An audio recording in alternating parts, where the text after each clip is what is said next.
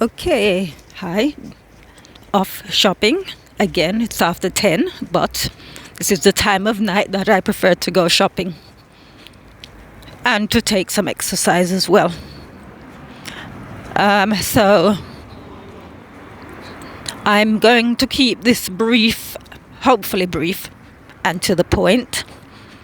And I want to sort of, from my perspective, from a very early age, as far as I can remember, I never had it in me to idolize people. And I think, I'm not saying that people should be like me, because I've always been an individual, but because I'm not wired to idolize people, at this point now, where Prince Philip has been declared dead, I'm trying to find a way of just not saying that he's died. He's been declared dead. And suddenly people have gone into mourning mode. People who've never met him, people who don't know him, they've only known him from seeing him on TV or in the newspapers or something as the Queen's husband. And I don't know what it is with human beings. Again, I'm not telling anybody to emulate me. I'm just saying this is my observation. I don't know what it is with human beings where they can just sort of be pulled from one position to another. So it was ironic that yesterday morning I thought I had finished on Facebook for the day, posting what I posted, and I left a little note to say I think I'm done for the day unless something important happens. And then what do you know? It was later announced that Prince Philip had died, and so suddenly the mood of the nation had changed. And I mean, I don't follow the media as such. I only I use the media in terms of research. So I don't, I've completely switched off. I don't watch TV anyway, but I'm not listening to anything that you could call news. But basically, as said, everybody sort of went into Prince Philip mourning for Prince Philip mode. I'm not saying everybody, but that's where the focus is. So anyway, my focus was on Simon Cowell, and it continued to be on that, because I work by process of inspiration, and where inspiration takes me, that's where I go. And that's what I had been focusing on, and that's what I continue to focus on. So with regards Simon Cowell, obviously, because I can pull up my Facebook posts, and I've been saying ever since this thing kicked off with Piers Morgan walking out of his job. And Piers Morgan walking out of his job.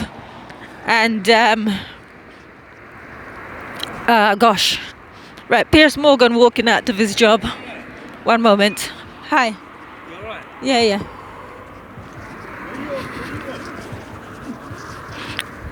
Some idiot trying to chat me up.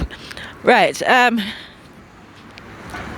basically, ever since Piers Morgan walked out of his job, and then Sharon Osbourne defended him,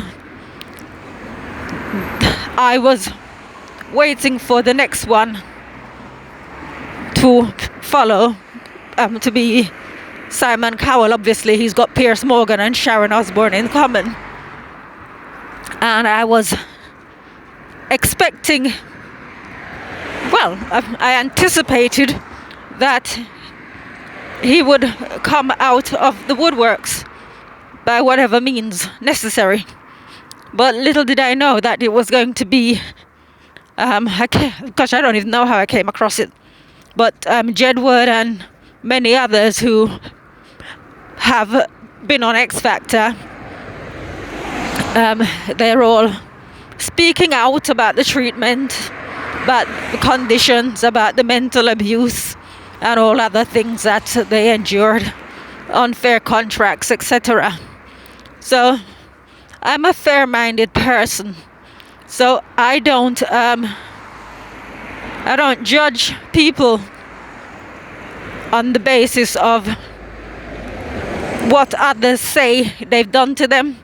I will investigate, and I did a lot of investigating yesterday.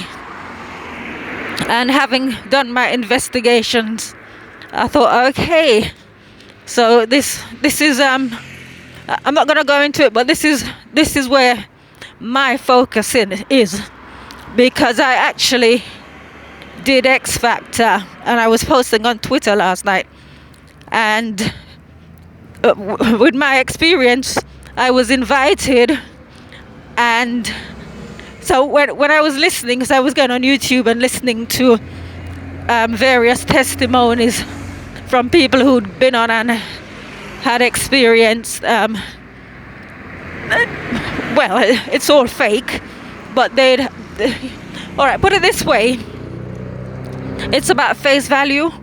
So because the production, everybody's nice, you see, right, it's not a case that I've done reality TV before, but it's nothing to do with that. I don't, because people are nice to me, or are being nice, I don't take it as, oh, this person's a nice person, based on how they're behaving. I am looking to see where they're going with the thing that we're doing. So if we're supposed to be working together, it's not about how nice you are, it's about how you're doing what you're doing. It's about, so for example, you don't hire somebody to be a doctor because they're nice, you hire them because they can do the job. So in the world of reality TV, everybody's really nice, but of course that's how they lure you into a false sense of security. And a lot of them fell for it, but I most certainly didn't. So what I would have done, actually, were it possible, I would have said to them, don't, if they're being nice to you, it's a trap. It's so you feel comfortable with them. And I mean, I saw one audition, the woman ended up killing herself, Paula Goodspeed. She killed herself, but it was Simon Cowell. I think, yeah, America's Got Talent. It was Simon Cowell and Paula Abdul and Randy, whoever his name is. But I was around in the 80s when Paula Abdul had her singing career, and for me her voice is shocking. She's got a horrible voice like Madonna. And I'm thinking, alright, so the woman didn't do a great job singing Proud Mary, which is one of my tunes. Right, she didn't do a great job. But the way, to me, if you're not a great singer yourself, then you should have some level of humility how you go about talking to people. And so I was on Twitter trashing Paula Abdul and Simon Cowell last night. But you see, I'm in a position where I could do that, because when I went and did X Factor, I pitched the bar low. I went and I said, I'm a seamstress and I do karaoke, and I kept it there. So I went and I didn't go and say, I'm going to be the next big thing or anything like that. So there would be nothing, nobody could come to me and say, oh, it's sour grapes, you're only saying that because you got turned down or whatever it was. So I pretty much held all the cards from the perspective. I mean, I've got everything on Twitter, and I said, I took my makeup artist with me, because if they were going to make me look bad, at least I'd look good. I knew that Simon Cowell is vain. I'll say all of this now that I can see he's a nasty piece of work. I said he's vain, and so the fact that I look young for my age, that's something to go into his head. And as well, the two women, Sharon Osbourne, I'd made curtains for her. So basically, I manipulated the thing. Once the producer had invited me to come and take part, I manipulated the whole thing. And yeah, so all of Louis was very nice. He just sat there beaming at me. You just sitting there smiling. But Schertzinger said she hopes she looks as good as me when she gets to my age. So the thing is, I've got something that I can humiliate all of them with, because you see, they like to do it to people, but they don't like it done to them. But going back to what I said at the beginning about Prince Philip, where they're saying, oh, he's such a nice man, this, that, the other, and they don't know him. They don't know who he is or what he is. Anybody can put on a good front. Like I said with the producers at X Factor, at Super Size versus Super Skinny, obviously they lure people into a false sense of security, make them feel like they're your best friend and all of that, and then they pull the hammer on you, and like I said, watching some of the videos yesterday in doing my research to see what was what. People saying that one woman, she said she tried to kill herself, and others have succeeded in doing that. It's messed with their mental health. And if you think that people can be so cruel for ratings, then you ask yourself, what will people do to hold on to power?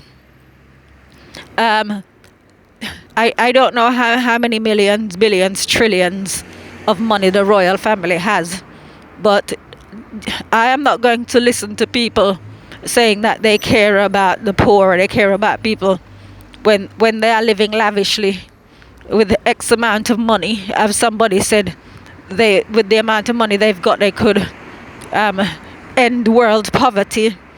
It's not for me to tell people what to do with their own money, but at the end of the day, actions speak louder than words, and you're not going to tell me that you're a humanitarian when you are living large and others are not, and then you're going to you would have us believe that you're because you do a few good works.